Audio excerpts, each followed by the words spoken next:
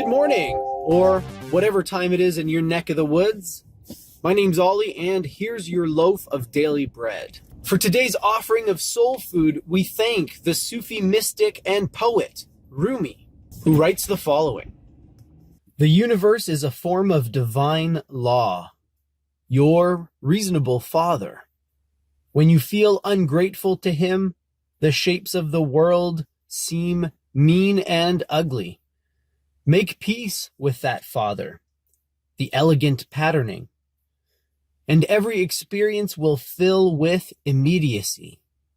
Because I love this, I am never bored. Beauty constantly wells up like the noise of spring water in my ear. Tree limbs rise and fall like ecstatic arms. Leaf sounds talk together like poets making fresh metaphors. The green felt cover slips. We get a flash of the mirror underneath. The conventional opinion of this poetry is that it shows great optimism for the future. But Father Reason says, no need to announce the future. This now is it. Your deepest need and desire is satisfied by this moment's energy. Here in your hand. Now, I could probably spend an hour talking about just that first line, about how the universe is a form of divine law, your reasonable father. This is a metaphor that will be familiar to many of us. This idea of the universe being guided by some kind of divine reason.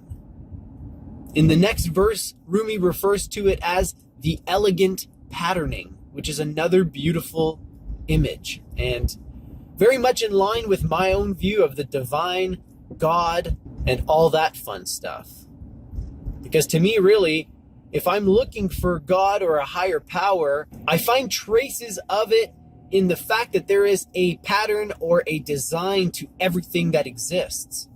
Everywhere you look, whether it's at the microscopic level or at the cosmic level, you see patterns upon patterns upon patterns. Or maybe I should say, we find patterns within patterns within patterns. The universe is a lot like one of those Russian nesting dolls. The deeper you go or the further you pull back, the more you realize that it just goes on and on and on. Now, as I said, I could talk at length about just this. The pattern, the metaphor of God as Father Reason. There is a ton of material here, my friends, but the part that I want to get to is the practical part, where he says, when you're ungrateful to Father Reason, to God, to the elegant patterning, the forms of the world seem mean, unjust, cruel, tragic, hateful, ugly. But know what Rumi says. As soon as you turn that attitude around, as soon as you start being thankful, everything changes. The rest of the quote is a perfect description of what happens when you start to wake up. The leaves become like poets, trading fresh metaphors. The tree branches wave their arms in ecstatic motion. You see the world for the first time.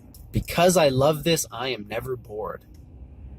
Everything becomes a source of wonder and fascination when you are thankful, when you're grateful, when you're open. And in some rare moments, the veil slips and we catch a flash of the mirror shining underneath. Another beautiful image. Rumi speaks the language of the heart, and very few people can do it as well as he does. Sometimes you'll read a verse and tears will come to your eyes and you won't be able to explain it, but it just makes you feel. It makes you feel things that you can't put into words. That's the power of Rumi. The conventional opinion about this poetry is that it is optimistic towards the future.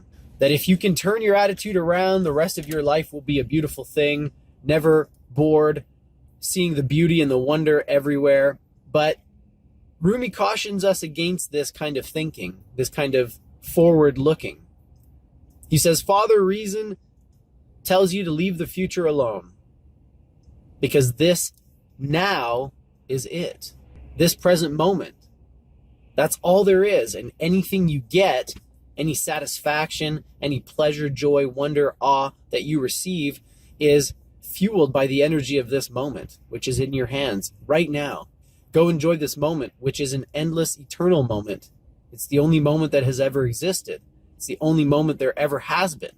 When the past was present, when the future gets here, there's only this moment, my friends. It's this immediate now, and it keeps eluding us. It's always 1 second ahead of us, because every time you say it's now, it's already moved on. You can't pin it down, and yet at the same time, it's all encompassing, and it's all you need, and it's in your hand. You could contemplate this quote for hours, days. You could keep mining it, and it will keep giving you the good stuff. And in this little video, I barely scratched the surface. So take any of the quotes that I share with you that resonate and spend extra time with them. And if you do that and you come up with some insights, some revelations, some ideas that I didn't touch on, then I would really appreciate it if you could do me a solid here and share those insights with me in the comments, on social media, wherever. I'm not picky, guys. All right. That's it for me. I'm going to continue fighting this traffic on my way to work, and I will bid you farewell.